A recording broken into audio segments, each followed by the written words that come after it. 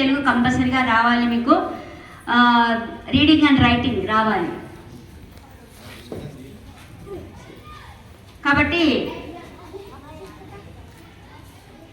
Primary education అలాగే high school కూడా, high school వాళ్ళు మళ్ళీ చిన్నబుచ్చుకునేరు. High school 6th to 10th కూడా మరి అదే కంటిన్యూ అయిపోతే మీకు ఇంగ్లీష్లో ప్రొఫిషియన్సీ వస్తుంది, అలాగే ఉర్దూలో కూడా ప్రొఫిషియన్సీ వస్తుంది.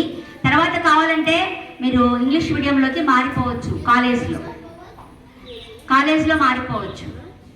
అలా చాలామంది తెలుగు మీడియం 10th వరకు చదువుకొని ఇంటర్ డిగ్రీలో ఇంగ్లీష్ మీడియం చదువుకున్న వాళ్ళు ఉన్నారు, మరి ఉర్దూ మీడియంలో చదువుకొని ఇంటర్ డిగ్రీలో ఇంగ్లీష్ మీడియం చదువుకున్న వాళ్ళు ఉన్నారు. కాబట్టి don't under estimate Urdu medium. ఇంకొకటి ఏమంటే మీరు మతాన్ని పాటించండి, ఎవరైనా సరే మతాన్ని పాటించాల్సిందే.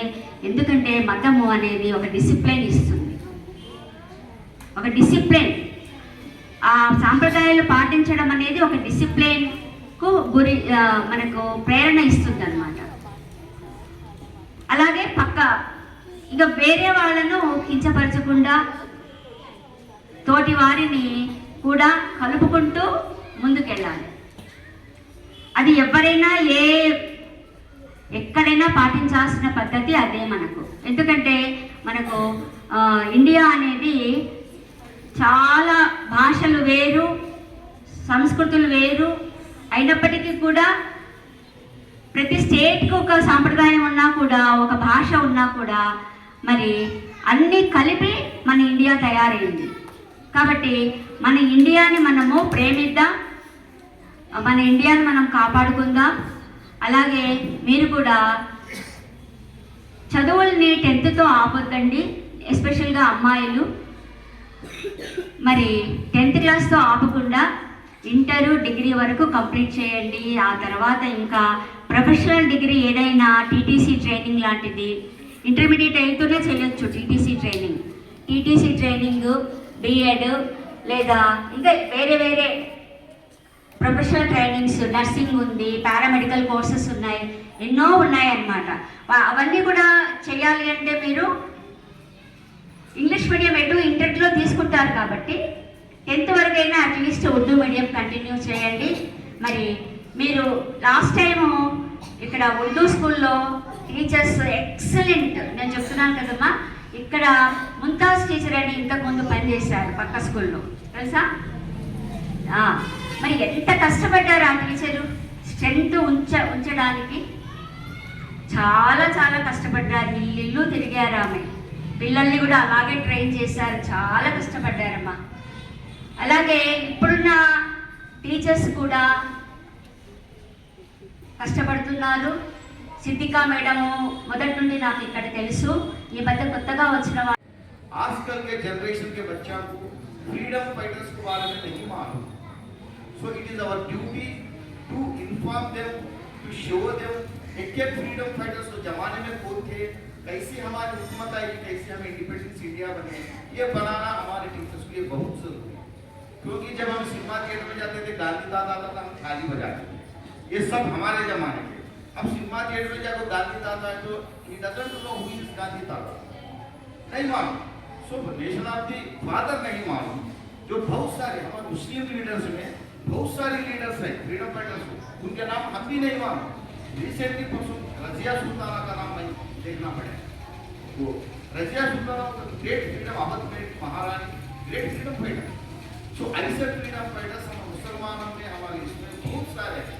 ये सबको हम फ्यूचर जनरेशन को हम बताए तो हमारे हिंदुस्तान की ताकत क्या है और कैसा हम ये सब मालूम कर लिया ये जानते. इसीलिए मैं पूरे टीचर से रिक्वेस्ट करता हूँ, हमारे फ्रीडम के बाद जब टाइम मिला, जब मौका मिला, जब इंडिपेंडेंस आना, जब भी आए, प्लीज पूरे इंडिपेंडेंस फाइटर्स के बारे में और इसके बारे में उनको हमें एक इत्तला देना आपके फ्यूचर जनरेशन. और मैं ये मोहब्बत ये है कि उर्दू आने हमारे स्टेट में उर्दू कमजोर है. Urdu is the second state language, हमारा स्टेट लैंग्वेज. अभी नहीं, यूनाइटेड स्टेट था जब तेलंगाना आंध्र प्रदेश में होता, जब भी Urdu is the state language. जो उर्दू उतना तेलंगाना में प्रिफर देती है, उतना इम्पोर्टेंस देते हैं, मगर उर्दू को आंध्र प्रदेश में नहीं। आप जानते हैं उर्दू टीचर पोस्ट लाना हो तो कितना मेहनत करना है, कितनी कोशिश करना है, कितनी कंपटीशन फेस करना है। देखो आज के जमाने में इसीलिए उर्दू टीचर को हमें इतना भी रिस्पेक्ट देना है कि उर्दू मकाम पे रखो। हमारा जनरेशन को हमें डाउन नहीं करना, हमारे स्कूलों को हमें नहीं गिरा देना। उर्दू मजबूत, मैं मेरे पास आई उर्दू स्कूल को जाके अब हैप्पी सी जाएगी। मैं रिक्वेस्ट करता हूँ, हमारा स्ट्रेंथ गिर जाता है उर्दू स्कूलों में। सही बात है, आप मेहनत करते हैं, आप पढ़ाते हैं, सब कुछ करते हैं, आगे नहीं, क्योंकि वो तो प्राइवेट स्कूल आपके ऊपर पेरेंट्स की मोहब्बत ज़्यादा है। इसीलिए मैं हमारे पेरेंट्स को, उर्दू पेरेंट्स को क्या रिक्वेस्ट करता हूँ, तुम्हारे घर में 3 बच्चे हैं, अगर आप प्राइवेट स्कूल में पढ़ाना चाहते हैं 2 बच्चों को भेजो, एक बच्चे को उर्दू स्कूल, एक बच्चों को उर्दू स्कूल, 2 बच्चों को प्राइवेट स्कूल भेजो। पैसा गाँव के अंदर 3-4 हज़ार ఎప్పుడు ఎల్లప్పుడూ ఉర్దూ స్కూల్ యొక్క మంచి ఉర్దూ స్కూల్ స్ట్రెంత్ పెంచడానికి ఉర్దూ స్కూల్లో ఎటువంటి కార్యక్రమాల్లో ముందంజలో ఉంటారు సార్ చాలా చూసుకుంటారు. కోడుగుల్లో చాలా సందర్భాల్లో ఎక్కువగా క్యాన్వాసింగ్ పబ్లిషింగ్ చేసి ఉర్దూ స్కూల్లో ఇంప్లిమెంట్ చేయడానికి చాలా ప్రయత్నం చేశారు. In the same time I also one of the student in Urdu school. అప్పుడు ఎక్కువ రెడ్యూస్లో ఉన్నాయి ఉర్దూ స్కూల్ స్టడీలో రన్ ఐ థింక్ చౌరస్ట్రీట్ దగ్గర. సో మై ఫస్ట్ టీచర్ ఇంటర్సార్ మదర్, ఇంటర్సార్ మదర్ ఉర్దూ టీచర్. అలా సో ఉర్దూ స్కూల్లో వన్ ఆఫ్ తెలుగు టీచర్ కూడా ఉండేవాళ్ళు, సిద్ధార్థ అనే ఒక మదర్. సో ఆ టైంలో మంచి బేసిక్ నాలెడ్జ్, బేసిక్ నాలెడ్జ్ ఇవ్వడం జరిగింది మాకు.